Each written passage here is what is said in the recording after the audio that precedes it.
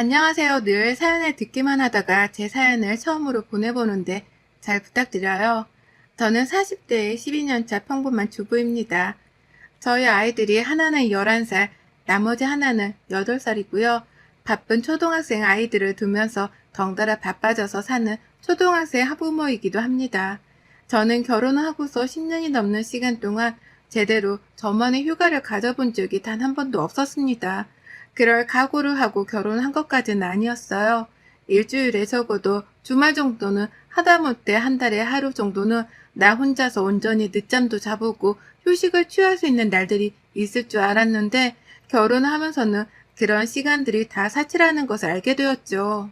일을 하느라 바쁜 남편은 주말이 되어도 늦잠을 자거나 체력 보충을 하기 바빴고 그런 남편을 바라보는 저는 늘 남편에게 짐을 덜어주기 위해서 더욱 분주해졌습니다. 아이들을 낳고 나서도 남편한테 단 한 번을 도와달란 소리조차 해보지 못했으니 제가 참 바보스럽고 한심한 편이었죠. 하지만 그 어릴 적만 하더라도 그런 제가 잘 살고 있는 줄로만 알았습니다. 남편이랑 아이들이 아프지 않고 자기 자리에서 공부할 거, 일할 거를 열심히 하면서 사는 모습을 봐도 좋았죠. 그렇게 평탄한 가정을 유지하는 게 제 역할이라고 생각을 해서 제가 할 수 있는 일은 잘하며 지냈고요. 다만 나 혼자 집안일을 숨도 못 쉬고 하는 것은 늘 가슴 한켠으로 싫어하면서 살았습니다. 남편하고 아이들한테 티만 내지 않았을 뿐 늘 입은 삐쭉 튀어나온 채로 지냈던 것 같아요. 남편이 제 살림을 잘 도와주지 않는다는 걸 저희 시어머니는 잘 알고 계셨어요. 불현듯 집에 찾아와 살림 점검을 하시는 어머님은 남편이 퇴근을 하고 집에 올 때까지 저희 집에 계시면서 제 손으로 차려지는 밥상을 얻어먹고 가곤 했는데요. 남편이 정말 손 하나 까딱하지 않고 밥을 먹고는 곧장 소파 위로 직행해 TV를 보며 그 모습을 아주 흐뭇하게 바라보면서 일하느라 힘들었으니까 라는 말을 하곤 하셨습니다. 조금이라도 남편이 애들 숙제를 봐준다거나 아주 간혹 설거지거리들을 물에 담궈놓는 행동을 하기라도 하면 저 멀리서 그걸 지켜보고 계시다. 야, 내버려둬라 그거. 며느라, 저거 좀 대신 해줘라. 일하다 온 사람을 집에서 부려먹으려 하냐? 라면서 한마디 하셨어요. 남의 속도 모른 채로 말이죠. 그러면 저는 저대로 어머님의 말씀에 고분고분 따르면서 남편이 어쩌다 도와주는 육아나 살림을 결국 제 손으로 끝을 냈고요. 남편은 그런 저를 보면서도 단 한 번은 미안해하지 않았어요. 오히려 어머님이 하시는 말씀이 옳다면서 자기 하는 일을 제게 떠넘기고 소파에 가 드러눕게 반복했죠. 어머님은 그제서야 만족해하면서 좀 더 남편이랑 대화를 나누고 놀다가 집으로 가곤 하셨고요. 시댁이 저희 집에서 걸어봤자 30분도 채 걸리지 않는 거리에 있었는지라 어머님의 이런 행동들이 그리 어려운 건 아니었습니다. 할 일이 없다고 여겨지거나 심심하다 싶으시면 언제든 주저하지 않고 저희 집을 찾으시는 바람에 저는 늘 제 집안에서도 전투태세로 대기를 하면서 어머님이 오실까 안 오실까를 노심초사하며 지냈어요. 그런 식으로 어른 눈치를 보고 산 세월이 너무 오래인지라 이제는 무뎌진 듯 하고요. 저희 아이들도 할머님이 집에 오시면 엄마가 싫어하고 눈치를 본다는 것 정도는 다 눈치를 채는 건지 다소 불편해하는 표정을 지어 보이곤 했습니다. 그러면 저는 아이들마저도 할머니를 싫어하면서 감정을 소비하는 걸 원치 않다며 할머니시니까 잘 해드려야 해 라는 맘에도 없는 홍계를 내보이곤 했죠. 그렇게 살던 저는 얼마 전 가장 큰 슬픔을 겪었어요. 다행히 더 큰 일은 없었지만 저희 친정 엄마께서 암 선고를 받고선 큰 수술을 하셨습니다. 지방에 살고 계시는 분이셨는데 서울 대학병원으로 오셔서는 처음 검사부터 시작해서 마지막 수술 받고 퇴원을 하실 때까지 제가 쭉 옆에 있었네요. 갑자기 정신을 잃고 구토를 자주 하신다고 하여 친정오빠가 서울로 데려오셨고 다 같이 병원에 갔는데 위암이라더군요. 그것도 3기 말이죠.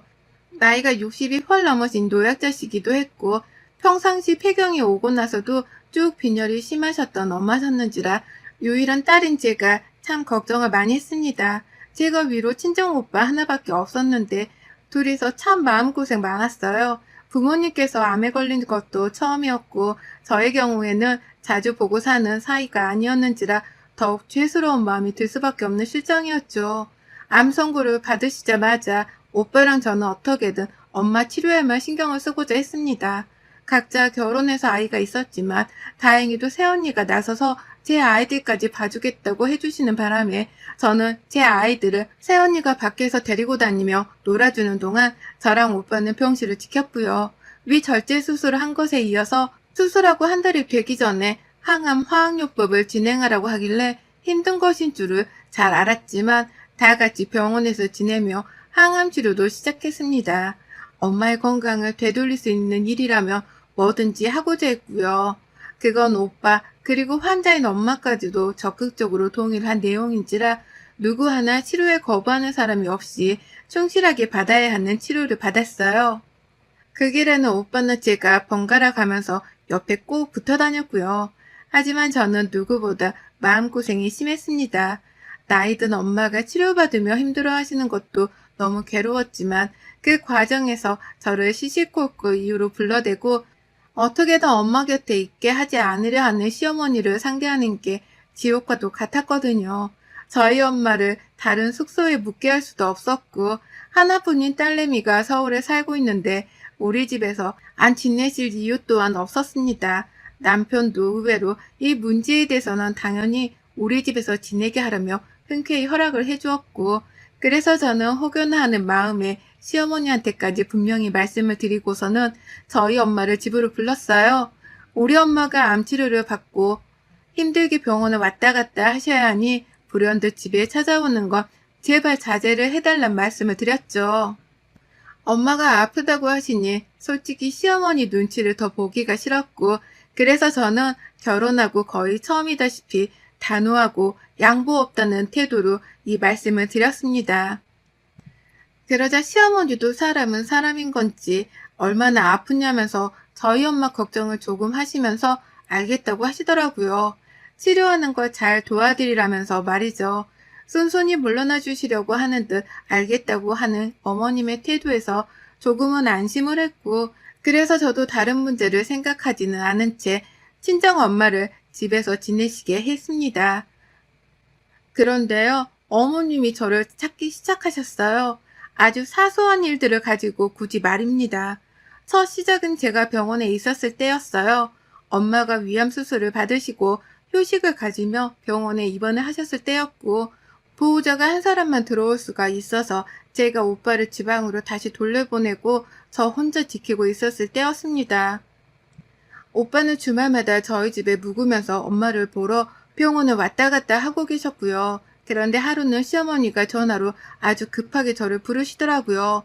뭔 일 때문에 부르시는지는 몰랐지만 아유 너 아직도 병원이냐? 좀 집으로 빨리 와라 급하다 급해 라면서 저를 막 부르시니 저는 솔직히 애들한테 무슨 문제라도 생긴 줄 알았습니다. 주말이 되어야 새언니나 오빠가 저희 애들을 봐주었고 그때는 평일이었기 때문에 저 혼자 책임지고 엄마를 모시는 중이어서 저희 애들은 어머님이 봐주고 있었거든요. 그것에 대해서 정말 감사드렸고 그래서 저도 새언니한테와는 달리 시어머니께는 돈까지 따로 챙겨드려 가면서 애들을 맡겼어요. 안 그럼 내가 굳이 왜 애를 맡아야 하냐며 살짝 귀찮아하는 표정을 지어내시는 바람에 어쩔 수 없기도 했었고요. 그래서 후다닥 간호사님께 엄마를 잘 부탁드린다는 말씀을 드리고 시댁에 거의 달려가다시피 찾아갔는데요. 우라질년? 저 진짜 시모 앞에다 대고 이 말을 짓거릴 뻔했어요.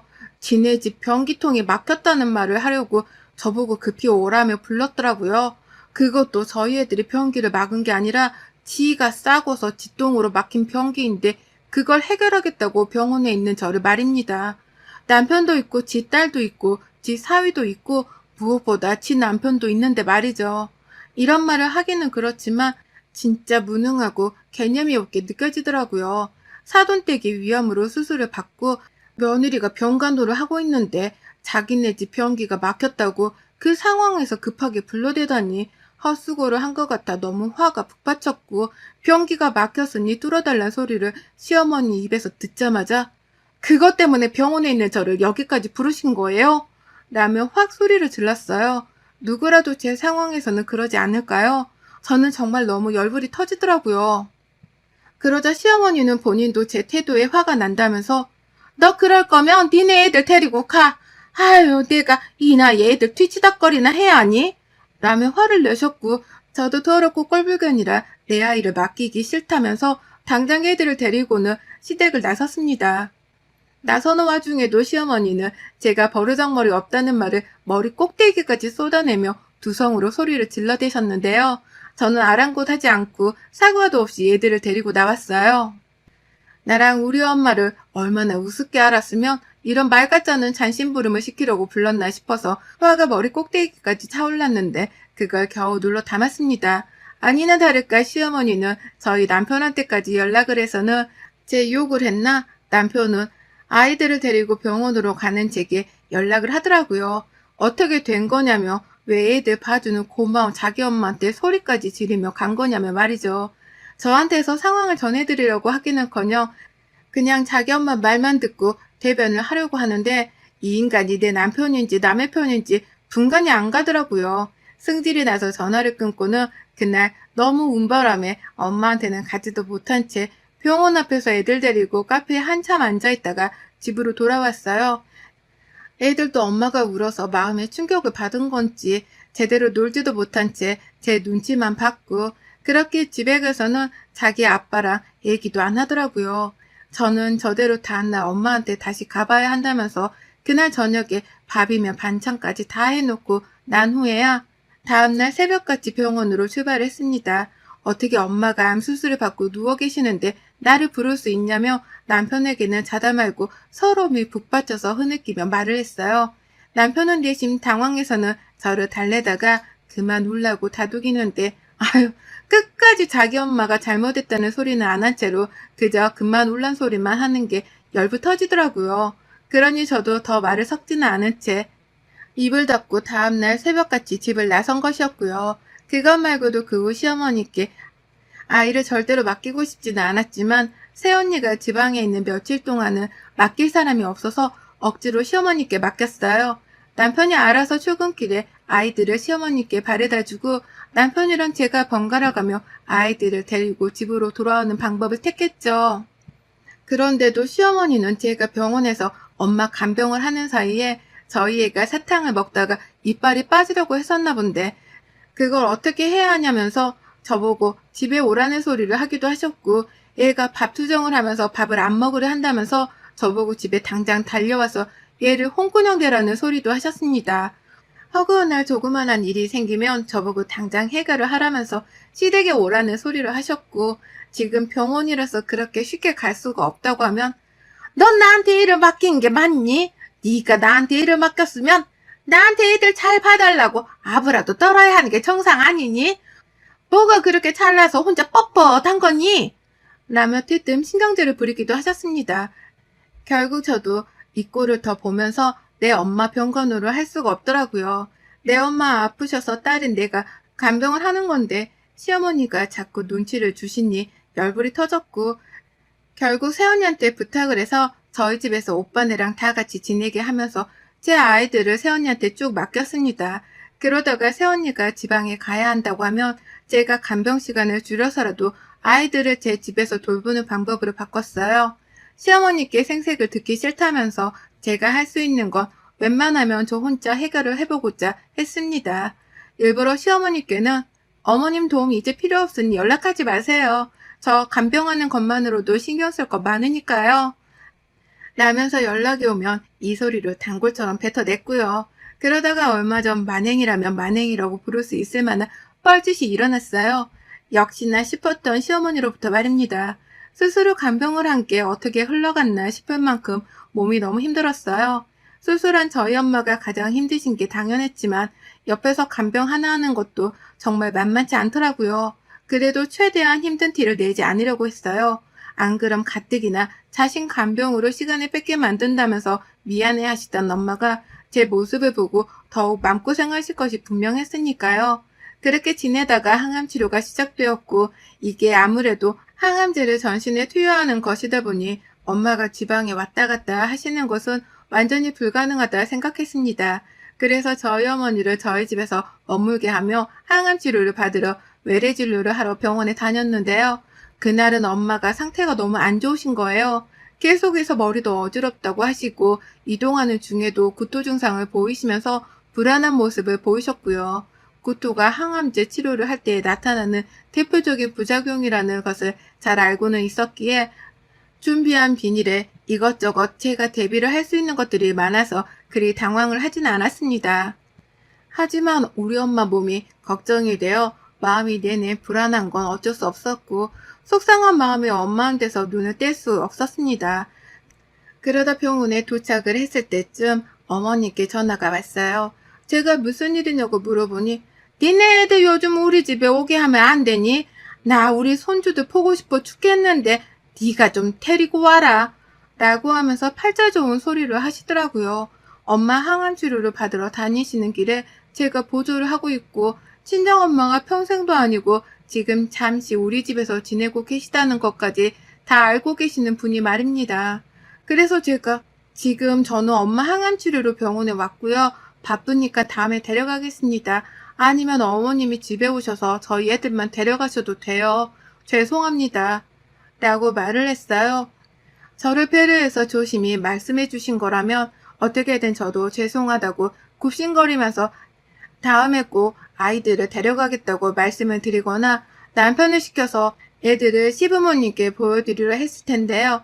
평소 저를 불러내고 싶을 때마다 별 가짜는 이유로 대면서 병원에서 뻘짓을 시키며 시댁으로 부르는 시어머니셨기 때문에 하나도 미안한 마음이 들지 않았어요. 그래서 가식적이었음에도 불구하고 그냥 형식적으로 죄송하다고 말씀을 드린 것이었어요. 어머님도 제 말에는 더 말을 덧붙이지는 못한 채 알겠다는 말을 남기시곤 전화를 끊으셨고요. 그런데 한참 후 집으로 돌아가는 길에 시어머니께 전화가 또 왔어요. 그런데 이번에는 사문 목소리가 다르시더라고요. 야, 좀 빨리 집에 와라. 얼른. 너 없으면 나 진짜 못한다. 못해. 라는 말로 호들갑을 떨면서 혼잣말을 하다가 또 전화를 끊어버리시는 겁니다. 저도 놀라서 다시 어머님께 전화를 걸었더니 어머님은 보란듯이 제 전화를 받지 않으셨고요. 혹시 몰라 남편한테 전화를 걸었더니만 어머님이 글쎄 저희 집에 오셨다가 애들을 데리고 지금 본인 집에 가 계시다고 하는 거예요. 그러니 저도 살짝 걱정이 되기 시작했습니다. 저번에도 어머님이 변기 막힌 이유로 저를 부르신 적이 있었기 때문에 이번에는 절대 또 속아서 갈 일이 없을 거라면서 다짐을 했으나 내 아이들이 시어머니 손 아래에 있다고 하니 신경이 엄청 쓰이더라고요. 자꾸만 시어머니의 말씀 때문에 안절부절을 못한 채로 전화를 걸었지만 어머님은 더 전화를 받지 않으셨고 그쯤 되니 혹 시어머니가 괜히 나에 대한 화풀이를 내 아이들에게 하고 계시진 않을까 하는 노파심도 들었습니다. 충분히 제 앞에서 과격한 감정도 서스럼없이 보이는 분이셨기에 자기 손주들한테 그러고도 남을 분이라 생각을 했죠. 제가 이렇게 걱정을 하고 있으니 친정엄마도 제 속마음을 꿰뚫어 보듯이 신경을 쓰셨고 차라리 걱정을 하고만 있지 말고 직접 가서 애들을 데리고 오든 하라고 하시더라고요. 본인은 그냥 집에서 혼자 쉬고 있을 테니 말이죠. 그러니 저도 엄마를 집으로 데려다 드린 다음에야 바로 시댁에 달려갔습니다. 그런데 저는 정말 잔칫날을 목격한 줄 알았어요. 사돈이 암수술로 항암치료를 받는다고 해서 절대로 시댁이 함께 우울하게 지내야 한다는 건 아니었습니다. 저는 그렇게 꽉 막힌 사람도 아니었고 시댁 사람들에게 눈치를 주는 사람도 아니었어요. 다만 저를 향해서는 최소한으로 배려를 해주셨으면 하는 바람이었죠. 다른 사람도 아닌 내 친어머니가 아파서 입원하고 치료를 받고 계시는 중이니 딸내미인 저를 향해서는 최소한으로 엄마의 옆에서 간병에만 신경을 쓸 수 있도록 배려를 해주시길 바랬습니다. 그 마음 하나뿐이었어요. 그런데 시댁에 도착을 해보니 입구에서부터 아는 아주 왁자지껄 웃음소리로 난리더라고요. 순간 알아챘죠. 이 집안의 시어머니가 제 아이들이랑만 있는 게 아니라 시누이 하나까지 불러서는 함께 놀고 있다는 걸 말입니다. 큰 목소리로는 제가 아는 사람들 중에서 1등이 시누이에게 깔깔대는 웃음소리가 밖에서까지 아주 훤히 들리더라고요. 그리고 배를 누르고 안을 들어가 보니 시어머니는 저를 반기는 둥 마는 둥 야, 니네 엄마 왔다! 라면서 제 아이들을 향해 이 말 한마디만 뱉어내셨습니다. 아이들은 그와 동시에 엄마라고 신나게 외치면서 저를 향해 달려왔고요. 들어가자마자 저는 아이들과 함께 집에 갈 채비를 하며 어머니께 물었습니다. 무슨 일이시길래 그렇게 저를 급하게 불렀냐고 말이죠. 솔직히 인내심이 바닥이었기 때문에 말 같지 않은 이유를 대면서 저를 불러낸 것이라면 이번엔 정말 가만히 있지 않을 참이었어요. 제 또래 시누이도 있으니 말귀를 알아먹도록 제대로 화도 내볼 참이었고요. 그런데 시어머니가 뭐라는 줄 아세요? 뭐 때문에 저를 부른 줄 아세요? 글쎄, 제게 눈 하나 깜빡하지 않은 채 이렇게 말씀을 하시더라고요. 니네 시누이 생일이 다 와가는데 너 선물은 준비하고 있냐? 사돈 아픈 건 안 됐지만 내가 내 딸 생일은 챙겨주고 싶은데 손이 너무 아파서 요리를 제대로 할 수가 있어야지. 그냥 오늘 이렇게 모인 김에 잡채라도 좀 차려봐라. 가만히 있어봐. 생일상에는 잡채 말고 또 뭘 올려야 하지? 냉동실에 고기도 많이 있으니까 네가 좀 알아서 꺼내 생일상 좀 차려봐라. 라고 말입니다. 그 말을 제가 가장 먼저 뭘 한 줄 아세요? 처음엔 잘못 들은 거라 말을 해달라면서 어머님을 표정 하나 바꾸지 않고 노려만 봤어요. 제가 그렇게 노려보는데도 제 눈치를 분명 보면서 모른 척하며 고기는 전자레인지에 해동시키고 라면서 그 와중에 절 또 시켜먹고 있더라고요.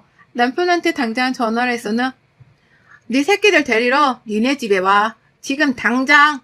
이라면서 소리를 질렀고 내 새끼들을 데리고 밖으로 나가라 하면서 시어머니를 향해 물었어요.